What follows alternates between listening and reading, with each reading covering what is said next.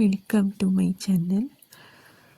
ಇವತ್ತು ಒಂದು ಚಿಕನ್ ರೆಸಿಪಿನೂ ನಾನು ಮಾಡಿರುವಂಥ ಚಿಕನ್ ರೆಸಿಪಿ ನಿಮ್ಮ ಜೊತೆ ಶೇರ್ ಮಾಡ್ತಾ ಇದ್ದೀನಿ. ಇದು ಬಾಯ್ಲರ್ ಚಿಕನ್ ನೀಟಾಗಿ ವಾಶ್ ಮಾಡಿ ತಗೊಂಡಿದ್ದೀನಿ. ಇವಾಗ ಇದಕ್ಕೆ ಟರ್ಮರಿಕ್ ಪೌಡರನ್ನು ಹಾಕ್ಕೊಂಡಿದ್ದೀನಿ, ಚಿಲ್ಲಿ ಪೌಡರನ್ನು ಹಾಕ್ಕೊಳ್ತಾ ಇದ್ದೀನಿ, ಸಾಲ್ಟನ್ನು ಹಾಕ್ಕೊಳ್ತಾ ಇದ್ದೀನಿ.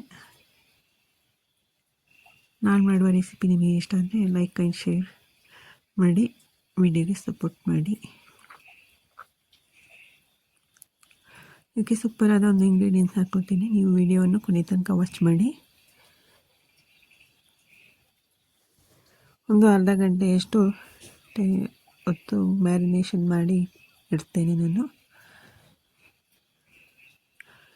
ಈ ಮಳೆಗಾಲಕ್ಕೆ ಚಳಿಗೆ ಖಾರವಾಗಿ ಸೂಪರಾಗಿರುತ್ತೆ ಈ ರೆಸಿಪಿ.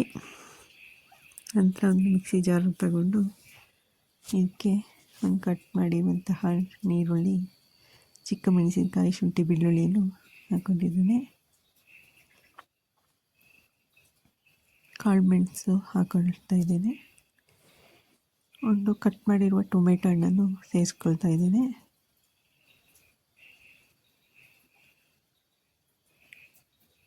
ಸಾಂಬಾರು ಸೊಪ್ಪು ಹಾಕ್ಕೊಳ್ತಾ ಇದ್ದೀನಿ.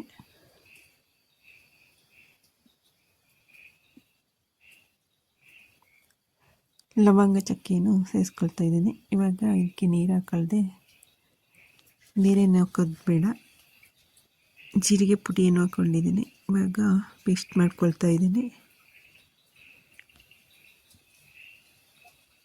ನಂತರ ಒಂದು ಕುಕ್ಕಿಂಗ್ ಪಾತ್ರೆ ಇಟ್ಟು ಇದಕ್ಕೆ ಕುಕ್ಕಿಂಗ್ ಆಯಿಲನ್ನು ಹಾಕ್ಕೊಳ್ತಾ ಇದ್ದೀನಿ. ಒಂದು 4 ಚಮಚದಷ್ಟು ಕುಕ್ಕಿಂಗ್ ಆಯಿಲು ಸೇರಿಸ್ಕೊಂಡಿದ್ದೀನಿ. ಆಯಿಲ್ ಬಿಸಿಯಾದ ನಂತರ ಸಾಸಿವೆಯನ್ನು ಹಾಕ್ಕೊಳ್ತೀನಿ, ಕರಿ ಲೀವ್ಸನ್ನು ಹಾಕ್ಕೊಳ್ತಾ ಇದ್ದೀನಿ.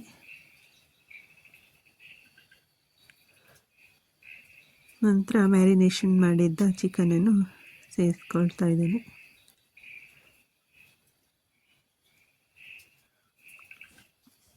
ಸ್ವಲ್ಪ ಹೊತ್ತು ಎಣ್ಣೆಯಲ್ಲೇ ಫ್ರೈ ಮಾಡ್ಕೊಳ್ಬೇಕು ಇದನ್ನು.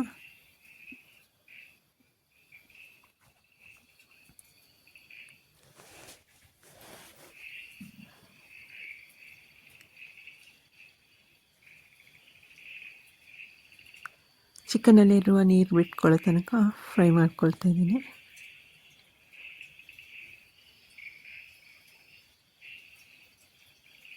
ನಂತರ ಮಿಕ್ಸ್ ಮಾಡಿರುವಂತಹ ಮಸಾಲೆಯನ್ನು ಆ್ಯಡ್ ಮಾಡ್ತಾ ಇದ್ದೇನೆ.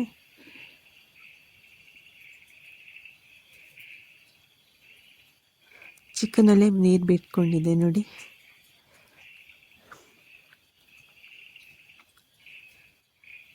ಕುದಿ ಬಂದ ನಂತರ ಇದಕ್ಕೆ 2 ಚಮಚದಷ್ಟು ಸಾಂಬಾರು ಪುಡಿಯನ್ನು ಹಾಕ್ಕೊಳ್ತಾ ಇದ್ದೇನೆ. ನೀವು ನೋಡ್ಕೊಂಡು ಹಾಕಿ ಎಷ್ಟು ಚಿಕನ್ ಕ್ವಾಂಟಿಟಿ ಮೇಲೆ.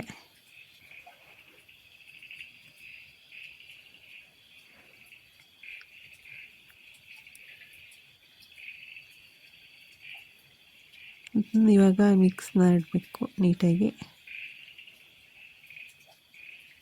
ಸ್ವಲ್ಪ ಹೊತ್ತು ಕುದಿಬೇಕು. ನಂತರ